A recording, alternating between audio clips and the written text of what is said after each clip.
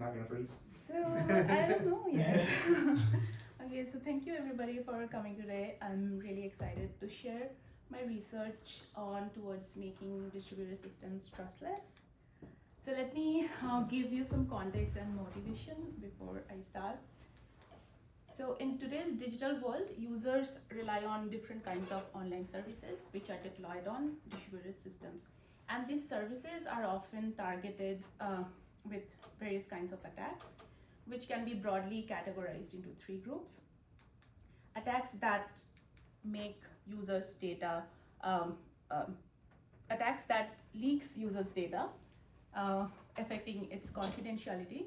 And then there are attacks that corrupts users' data and that affects the integrity.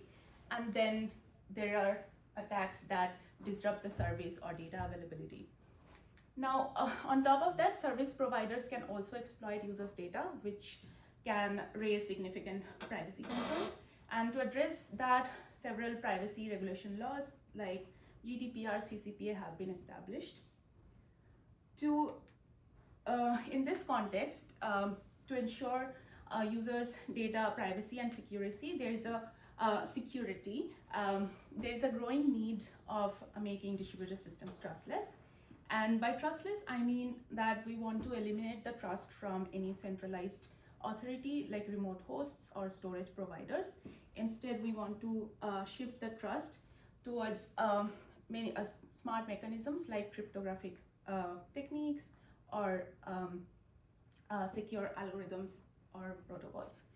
So in my research, I explore mechanisms which help us towards this goal by enhancing confidentiality, integrity, and availability, as well as privacy and efficiency of distributed computation. So I'll be presenting my work in 4 parts. First, I'll present our dynamic searchable encryption schemes, which enables us to perform queries in a privacy-preserving and efficient way on encrypted data. Then so this work is more on applied cryptography side. And then I will present our programming model FLAQR and its extension FLAQR Plus, which helps us perform secure distributed computations, and these are basically security type languages. And then I will introduce FlameChor, which is a Haskell library that implements some of the key features of FLAQR programming model. So these 3 works are on the programming languages side. So first, let me present our dynamic searchable encryption schemes. So this work is published this year in Usenix. So when we store data on remote storages, we use encryption to ensure data confidentiality. But naively encrypting the data will prevent us from performing queries like searches or updates on the data. Searchable encryption, which is also popularly known as encrypted search, enables us to perform queries on encrypted data. It was introduced by Song et al. Back in 2000, and since then extensive research has been going on in this field. And it has been also adapted by many real-world applications like MongoDB, DynamoDB, and so on. So let's see how searchable encryption works. So let's say the user or the client has a bunch of files with lots of keywords in them, and they want to perform searches later on. So they create an index which maps a keyword to the file identifier. For example, here the keyword cat is mapped to file identifier F1. And after that, they will upload both the encrypted files and the index to the server. During search, the client will create an encrypted token using the keyword that they want to search and send it to the server. And the server will return the corresponding index entries to the client, and the client will decrypt them and fetch the actual files that they wanted. And in dynamic searchable encryption, we can also perform updates like upload new files and update the index accordingly. But any interaction with the server leaks some information, and these are standard leakages, and in the literature they are called setup, search, or update leakage. Now we are getting data confidentiality using encryption, but For dynamic searchable encryption, I also look into two more aspects, which are privacy and efficiency. In dynamic searchable encryption schemes, the two de facto privacy guarantees that we need to ensure are forward and backward privacy, and I will explain them later. And one of the main efficiency dimension that is studied for dynamic searchable encryption schemes is I/O efficiency. And we can improve the efficiency of the schemes if we improve the I/O efficiency metrics, such as locality read efficiency when the data is stored on HDDs, and by improving page efficiency when the data is stored on SSDs. I will explain these concepts also later on. So there's a huge line of work that focus on how to make DAC schemes forward and backward private, and another line of work focus on I/O efficient designs. Most of the I/O efficient schemes here are static, except for the very last one in the given list. So previously it was believed that forward privacy and I/O efficiency cannot be achieved together, but in our work we successfully bridged this gap. We present the first practical set of dynamic searchable encryption schemes to achieve forward and backward privacy with I/O efficiency for both HDDs and SSDs. So let's see what forward privacy means. The high-level idea is that the server should not be able to relate and update with previous queries. So let's go through an example to understand this. Let's say the client performs an insert of file F1 containing the keyword cat, and then at timestamp 2 it performs a search query which will return the corresponding file F1, and then at timestamp 3 it adds another file F2 which contains keyword cat. Now forward privacy ensures that the server should not learn that the update that happened at timestamp 3 is for the same keyword which was searched at timestamp 2 and updated at timestamp 1. The high-level idea behind backward privacy is that the server should learn only controlled information about deleted queries during about the deleted entries during a search query. So let's go through another example to understand this. Let's say the client performs an insert for file F1 containing the keyword cat, and then it performs another insert for file F2 containing keyword cat, and then it deletes the file F2 that it inserted previously, and then performs a search query at timestamp 4. Now backward privacy is defined using three functions: timedb, updates, and tell history. Timedb function returns a list of pairs containing the file identifier and the timestamps for a particular keyword. Now for the keyword cat here, for example, timedb will return the pair F1 and timestamp 1 because that's the timestamp when the file F1 was inserted. An update function of a keyword returns a list of timestamps which indicates the time when the keyword was inserted or deleted, and because here the keyword cat was inserted and deleted in timestamps 1, 2, and 3, that's why update of the keyword cat will return all the three timestamps. And del history returns a list of pairs of timestamps indicating which delete cancelled which insert. So in this case, del history of cat will return the pair 2 and 3, meaning that the delete that happened at timestamp 3 deleted the insert that happened at timestamp 2. Is the del history command useful just for considering the security model, or is there actually a reason that you as a system need to have that information around? Yeah, so based on these three functions, backward privacy actually is divided into three kinds. So we define how much leakage each of these backward privacy has, and we do that using these three functions. That's formally defining it basically.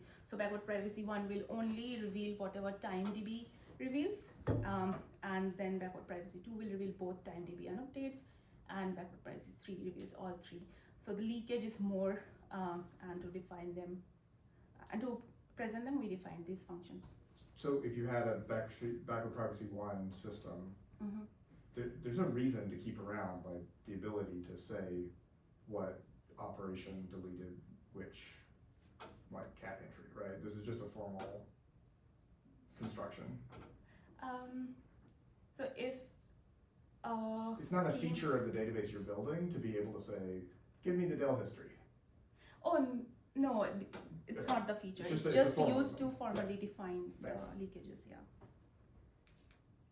So yeah, backward privacy is important to ensure, because then the scheme becomes compliant to the privacy laws. So now we have seen forward privacy and backward privacy. We will move on to the definition of the I/O efficiency metrics. So let's see what locality and read efficiency means. Locality refers to the number of disk head jumps during an operation, whereas read efficiency refers to the number of memory locations read per result. So let's see an example again. Let's say the client is searching for keyword cat, and then in order to fetch the results pertaining to the keyword cat, the disk head needs to perform 3 jumps, making locality to be 3, which is exactly equals to the number of elements in the result. And then read efficiency here is 1, because we are reading only the elements that belong in the result. But if we scan the whole index, then we achieve locality 1, but we also get worst case read efficiency. In order to make our operations efficient, our goal should be to achieve optimal locality and optimal read efficiency. But it was proved by Cash and Tesaro that achieving optimal locality with optimal read efficiency along with linear space overhead is not possible. So in dynamic searchable encryption, during updates, if we store the new keyword entries adjacent to the ones that already exist in the index, then we can improve the locality and read efficiency. But then as soon as we store this new entry in the index, the server can infer that it must be related to the one that is adjacent to it, and that violates forward privacy. So now we have seen the I/O efficiency metrics for HDDs. Now move on to the metrics that is relevant for SSDs, because a lot of systems these days use SSDs as their underlying storage devices. Now here we don't have the mechanical disk head like we have in HDDs. We read data in terms of pages. So the relevant I/O metrics here, I/O efficiency metrics here is page efficiency, which refers to the ratio of the number of pages retrieved during an operation to the number of pages retrieved if we stored everything in the most optimal way possible. For example, here, in order to fetch the entries for keyword cat, 2 pages will be retrieved, making the page efficiency to be 2. But we can make it optimal by storing both the entries in the same page. But as soon as we store this new entry, the server can infer these two are related, violating forward privacy. So now that we have seen the I/O metrics also, we are ready to see the details of our constructions. So we present 2 families of dynamic searchable encryption schemes, which are forward and backward private and I/O efficient. So the starting point of our work was this SDA framework, which is a static to dynamic compiler, meaning that it converts any static searchable encryption scheme to a dynamic one with forward and backward privacy. So the high level idea is that during any update, the client will create an index of size 1 and upload it to the server. And whenever 2 indexes of equal size exist at the server side, they will be downloaded, decrypted, merged together, and an index of double the size will be created and uploaded back to the server. So in this way, out of n updates with SDA, we create up to order of log n levels of indexes, where the ith index is of size to the I, and during a search query, every index will be searched independently. Now, as I said, SDA converts any static scheme to a dynamic one. So if we instantiate SDA with one of the static schemes or any of these static schemes in this list, we get a dynamic scheme which is IO efficient and forward backward private. The idea is very simple, but we were the first one to identify and implement this, and which helped us to debunk the myth that forward privacy cannot be achieved with IO efficiency. But although we reached our goal, SDA has a problem, which is that the update cost of SDA is amortized, meaning some updates are very efficient, takes order of 1 time, and some updates are very costly due to the periodic merges that happen at the client side. So to solve this, we went back to this STD scheme, which is another static to dynamic compiler, meaning converts a static scheme to a dynamic searchable encryption scheme, but with de-amortized cost. But STD in its original form does not work because it violates forward privacy. So to understand how, let's go through the structure of STD. In STD, every update happens. So in STD, basically, instead of 1 index, we have 4 indexes per index level, which are new, old, older, and oldest. And during an update, the update is inserted in new 0. And whenever new index of any index level is full, they are moved to one of the empty old indexes. And whenever oldest and older of any index level is full, they are merged together and moved to the new index of the next index level. So everything again boils down to how we take 2 equal sized indexes and merge them together and create an index of double the size. In STD construction, they use OMAPs, which is an oblivious data structure, to store keyword frequencies to figure out where to store the new entries in the new index, and searches in this scheme happen independently in each of the indexes, each of the old indexes of each index level. Now, to understand how STD with any static scheme will violate forward privacy, let us choose one of the static schemes from this list, which let us choose one choice allocation. Now, in one choice allocation, database is visualized as an array of bins, and entries of same keyword are stored in adjacent bins. And during search, the adjacent bins are read with locality 1. And if the bins are not full, dummy entries are added to make them full. Here, gray entries denote the dummy entries. And from now onwards, we will also get rid of the file identifiers for make the picture simpler.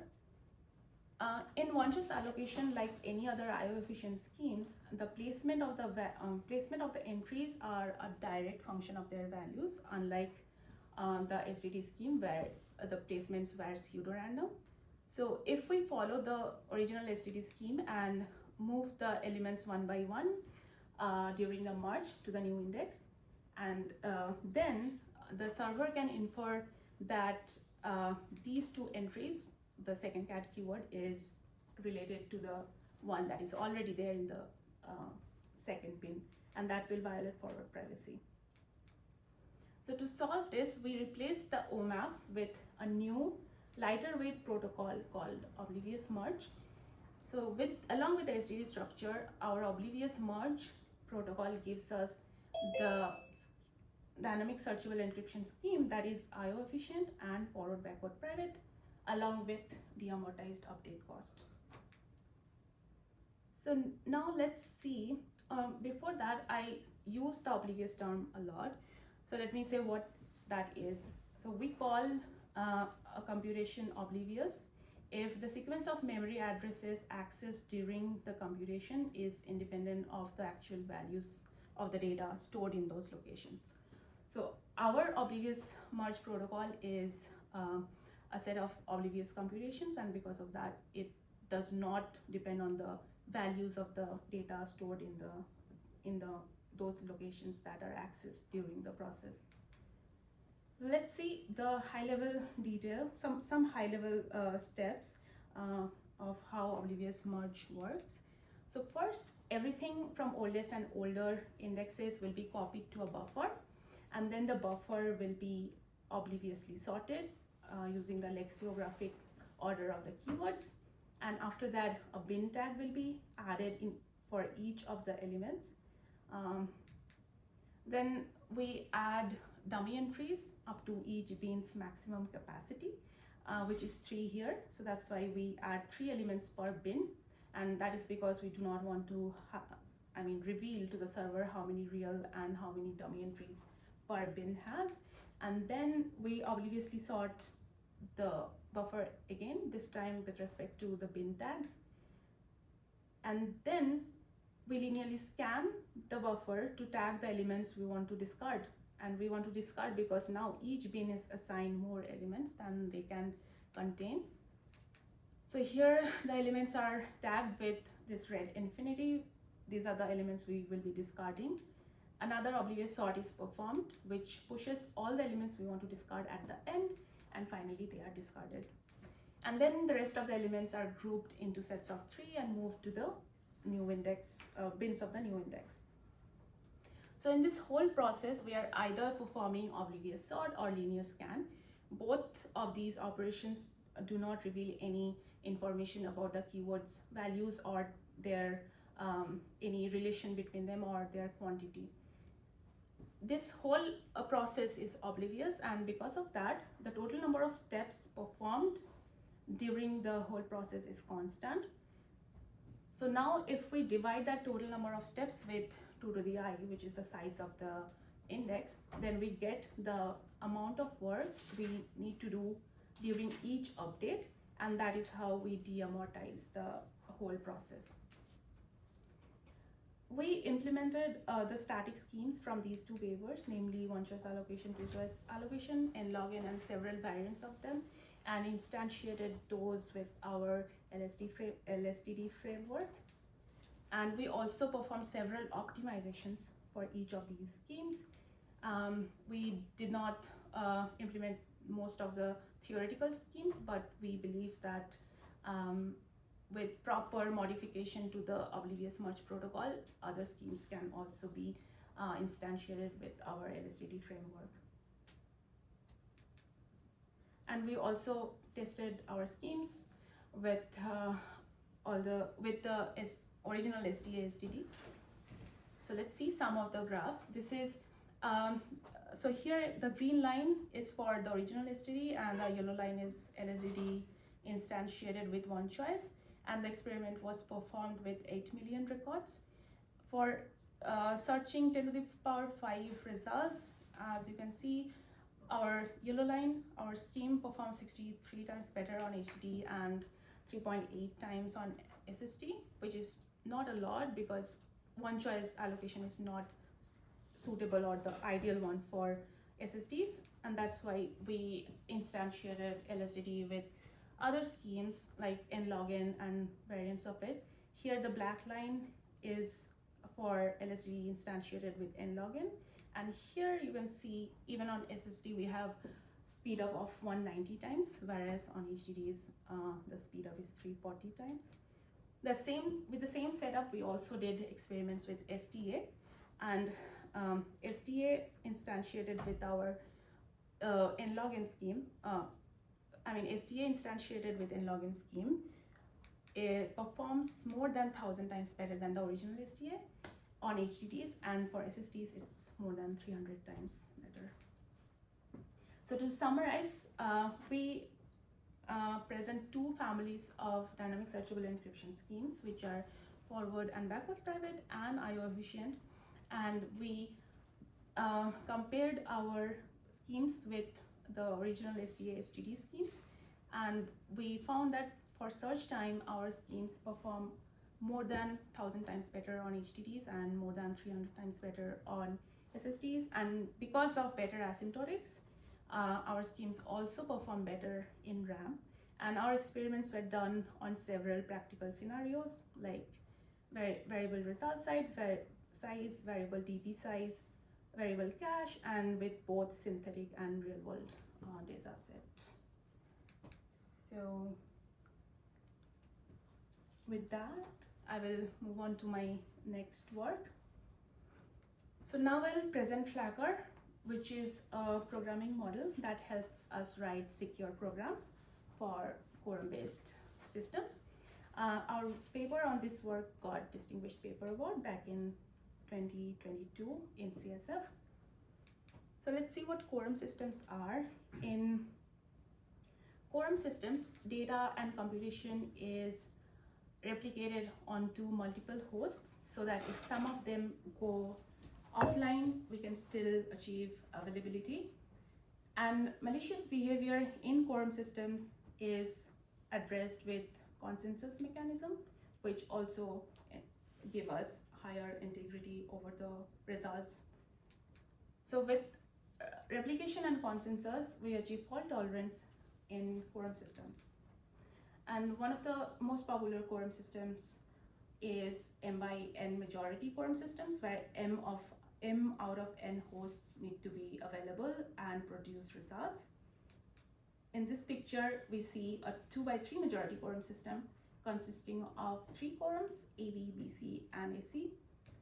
Many real-world protocols like Paxos, BFT rely on quorums for making progress. So there can be several challenges while writing quorum-based programs. For example, there can be unsafe data flows, first of all. Like highly available data may erroneously depend on low available data. Corrupted data may flow to trusted data and corrupt that also. And secret data may flow to public domain. To solve these, information flow control policies can be used. Information flow control give us a strong set of security guarantees. And the high-level idea is that the data and the hosts are given a label, and those labels have a particular order. And any data flow happening in the system needs to follow that predetermined order. And using those, combining those labels, we can also define security policies like availability policies, integrity and confidentiality policies. There can be many ways how information flow control is enforced. In my research, I use type systems of programming models. And there are languages like GF, FlowCamel, which use information flow control. So there can be other challenges also in quorum-based programs. For example, the programmer can make logical mistakes. Here the client is trying to compute their balance in a 2 by 3 majority quorum system. And a programming error on line 3 compares balance B against itself instead of balance C. And that gives host P the power to unilaterally choose the return value of the whole function. So it'll be nice to have a programming model that has dedicated language constructs to write quorum-based programs. So with our FLAQR programming model, we do the exact same thing. So first, let's see some of the interesting language constructs we have. The first language construct I want to talk about is compare, which encodes consensus in distributed systems. Compare of program P running on hosts A and B will return a value if the values returned by hosts A and B matched and their integrities will be combined, which we will see how this integrity is combined later on. And if the values don't match, then the return value is a fail value. In FLAQR, fail value represents unavailable values. The second language construct is select. Select of a program P running on hosts A and B will return a value as long as one of them is available. So here, select of program P running on hosts A and B will return a value returned by host A if it is available. If it is not available, it will return the value returned by host P. And if both are not available, it will return a fail value. Using compare and select together, we can write fault-tolerant programs. Here, program P running on 2 by 3 majority quorum system in FLAQR will look something like this. It is select of compare of P running on A and B, or select of compare of P running on B and C, or compare of P running on hosts A and C. Now, The security guarantees of FLAQR programs are ensured using information flow control policies, and we use Flow-Limited Authorization Model for that.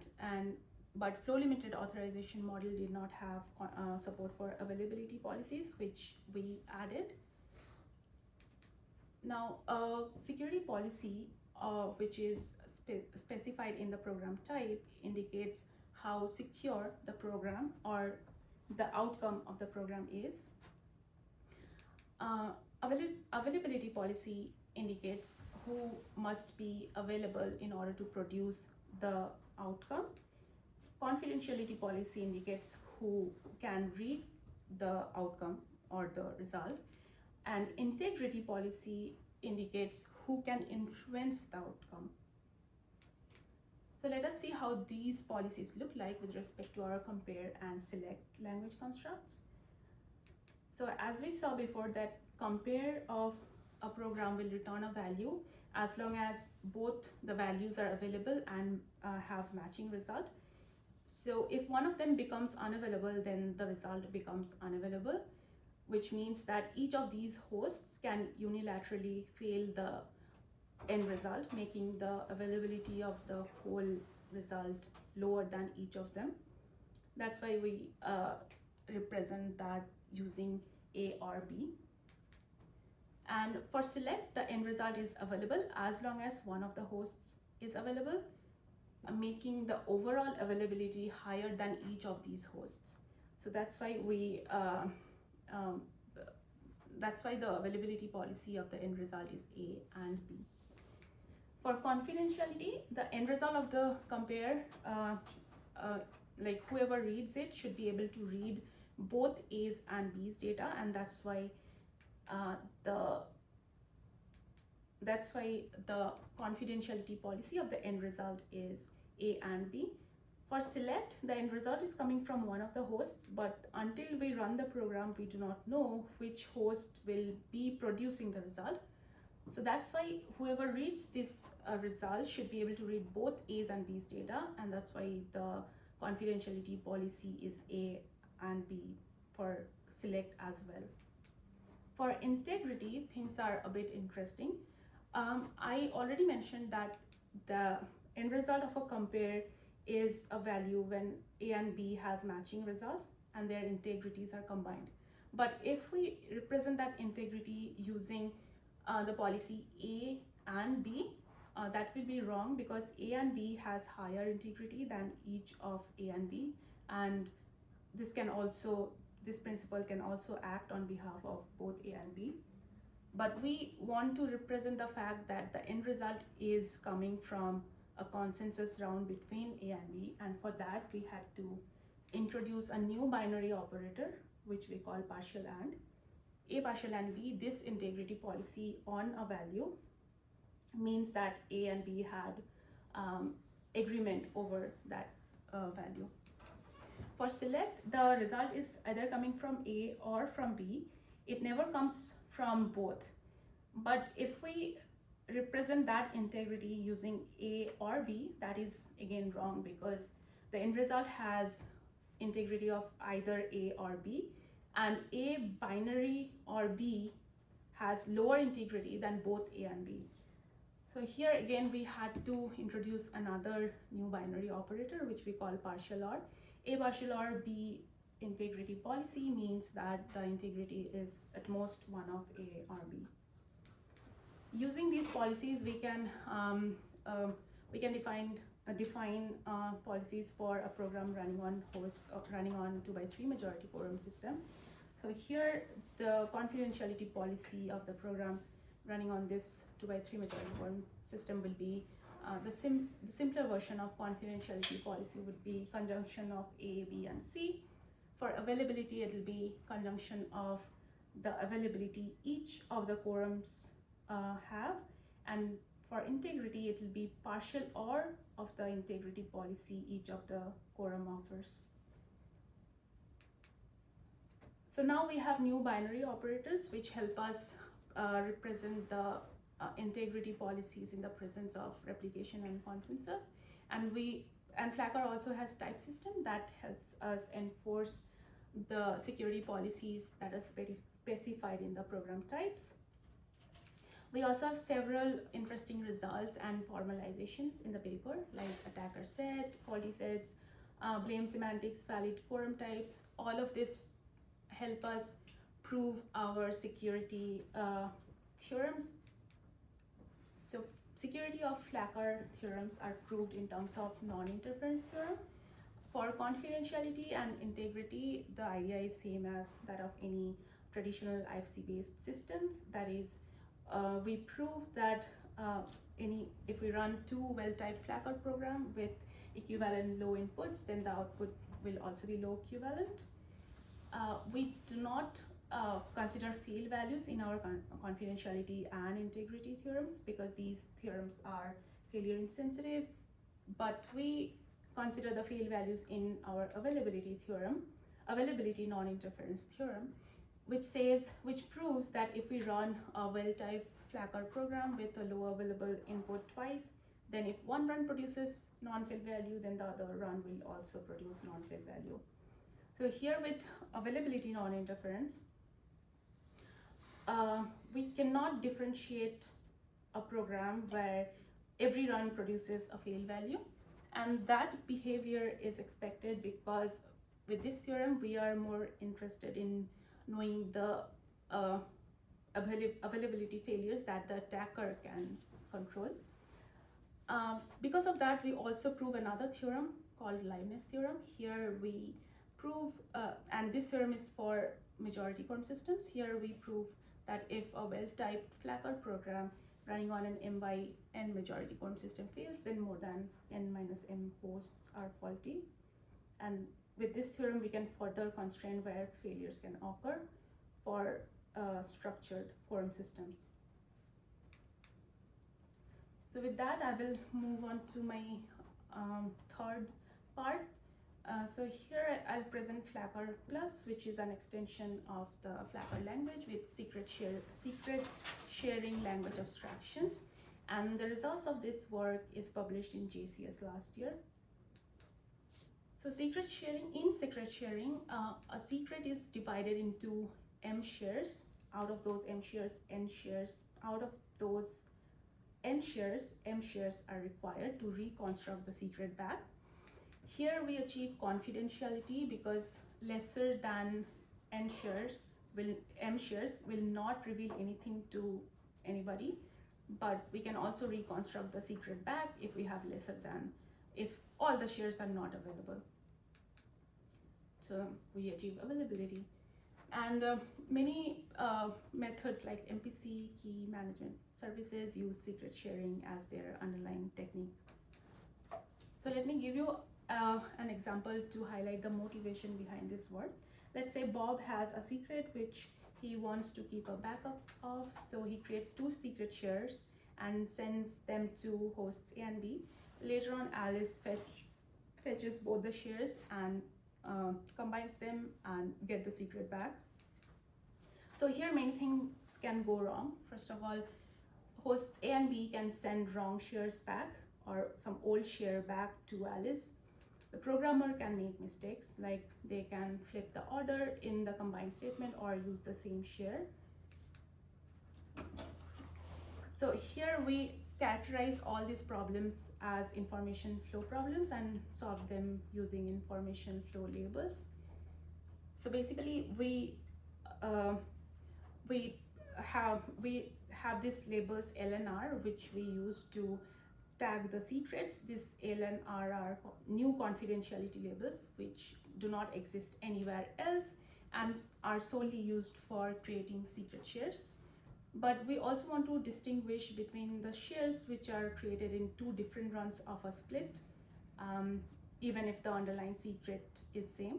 And for that, during every run of a split, we create a fresh key to tag the secret share. So basically, and now if a B sends a old secret share back, then its key will not match with the key of the other share.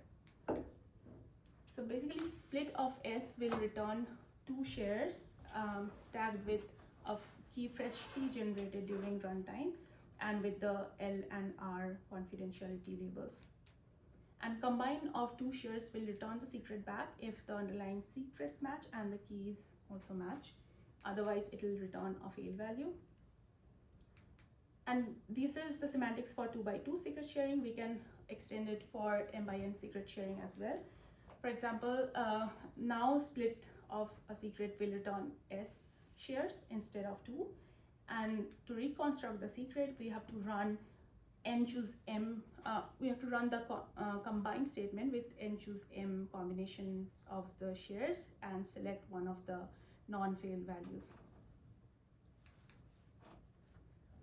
So in FLAQR, we had to revisit all the results and formalizations we had in FLAQR, and we had to add new cases for fail propagation and blame semantics.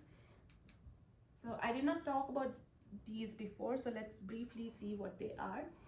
In FLAQR, on top of the normal operational semantics, we also had fail propagation rules, and that is because failures cannot be hidden or isolated in the same way as secrets or untrusted data.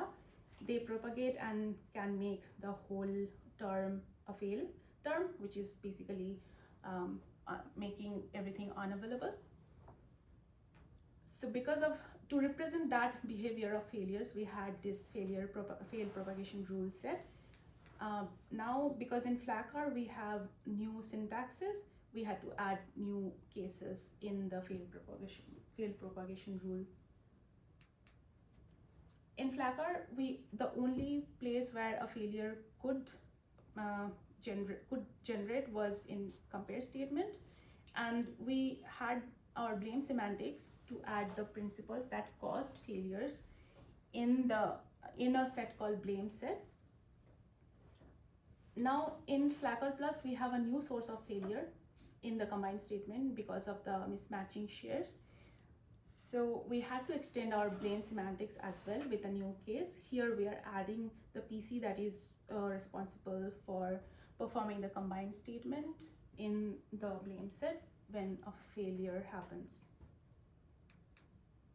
So after adding the new cases and revalidating our proofs, we found that all the security guarantees of FLAQR programs still hold. Finally, I'll move on to FlameChor, which is a Haskell library which implements the fault-tolerant features of FLAQR. So the implementation of FlameChor happened in 3 parts. First, availability policies were added to Flame, which is a Haskell library which implements FLAM algebra and incorporates information flow control in Haskell programming. So this extended version of Flame is then incorporated into Haskell, which is a framework for choreographic programming, and I'll explain what choreographic programming is in my next slide. And on top of that, we implemented select and compare. So in choreographic programming, a programmer writes a single program instead of individual programs for each host for the whole distributed protocol. And then via a process called endpoint projection, this single program is partitioned into local programs for each host. And in choreographic programming, send and receive is viewed as an atomic event, resulting in well-matched send and receive in the local programs, which also helps us get rid of deadlocks and other concurrency bugs. So this is a program written, a choreography written in Haskell. Here first A sends a balance to B, which results in a send at host A and a receive at host B. This is the communicate operator in Haskell used to perform both send and receive. After that, A locally performs a print statement, and then B locally performs another print statement. The locally operator here in Haskell is used to perform local computation. Now, the data flow that is happening from A to B raises many security questions, like what if A by mistake sends the value to B, B shouldn't be able to read it. If A corrupts the value, A can corrupt the value before sending it, and A can also become unavailable, which will keep B waiting for the balance forever. We handle all this using information flow control, and specifically we implement the communicate and the locally operator, and the communicate and locally operator that works same as Haskell, but now they enforce information flow control using the functionalities that Flame library provides. So now every data in FlameChor has this security label, and this label protects the data, and the label and the locations are all defined as principal kind, and because of that we can use them in type level, and use the data flow constraints like shown in this box in type level only during compile time to ensure secure data flow. Finally, we implemented select, which select and compare. So the implementation of select will return a fail value after a certain timeout if the hosts if both the hosts do not return any value. Otherwise, if at least one of the hosts return a value within a certain timeout, then it will return a value, and the confidentiality, integrity, and availability policies of the end value will be assigned following the select rule in FLAQR. Similarly, we implemented compare. Using compare and select, now one can implement fault-tolerant programs in FlameChor. And we followed this conservative approach while defining the integrity policies. We use binary OR instead of partial and OR, and that can be a future work. That is, we can add support for partial and OR in Flame, and we can also add support for conditionals in FlameChor, which is right now is missing. So with that, I want to conclude by saying that in my research, I explore mechanisms which enhances confidentiality, integrity, and availability of distributed computations by implementing dynamic searchable encryption schemes, which are secure and preserves privacy, and by developing programming models and programming languages like FLAQR, FlameChor, and thus this research advances the field of trustless distributed systems. Thank you. And I also thank my advisors, Owen and Yanis, for their invaluable guidance, and Professor Alvaro and Lindsay for being in my committee, and my collaborators, Java, Dimitris, and Maximilian.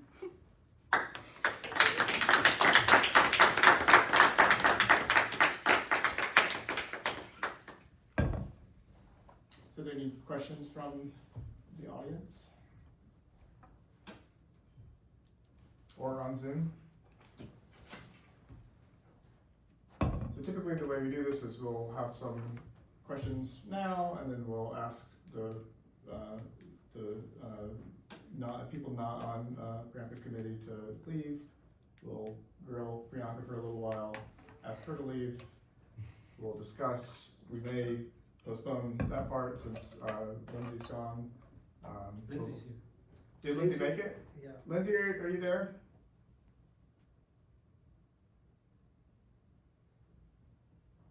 Maybe I not swear able to Chris saw respond. her. Okay, that's good. Well, we'll confer with her and see. Hey, I'm here. I don't know if you can hear me. Oh yeah, I can hear you now. Were you able to catch enough of it that you feel like we can discuss? So I was able to join in, and I was able to hear the FLAQR and FlameChor portions. I'll tell you guys though, I'm currently sitting in a boarding lounge at SJC, and there's a lot of noise. So Well, but I don't want to be unmuted for long.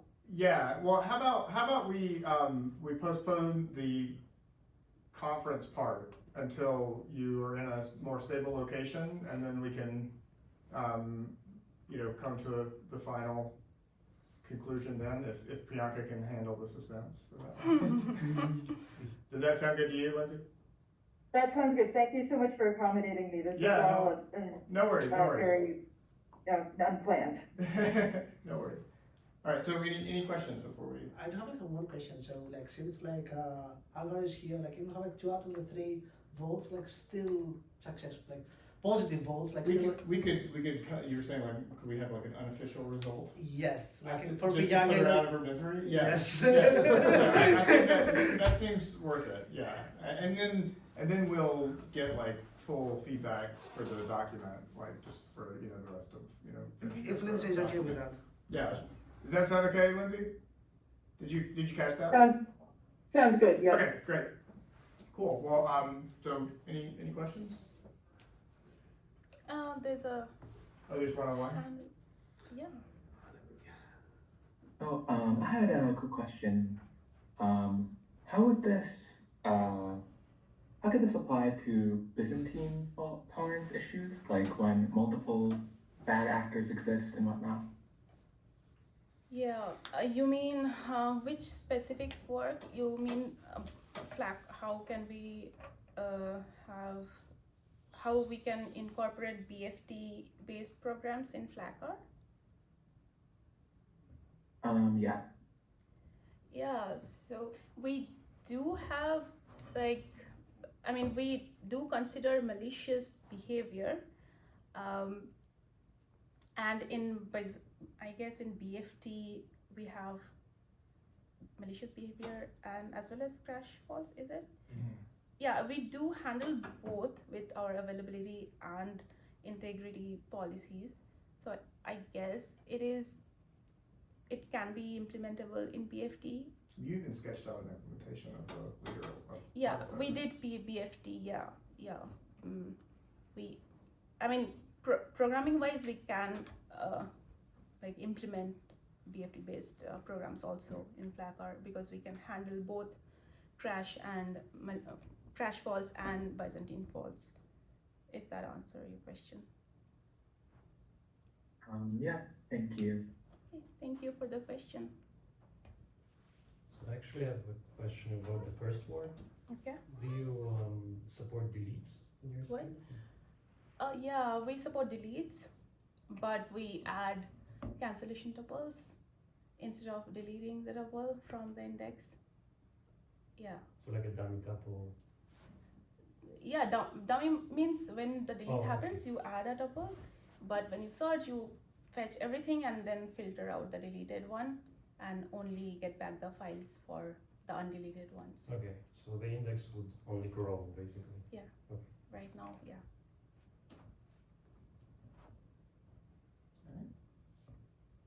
All right, so if the audience could, well, let's thank Priyanka. And the audience is excused, and we'll have to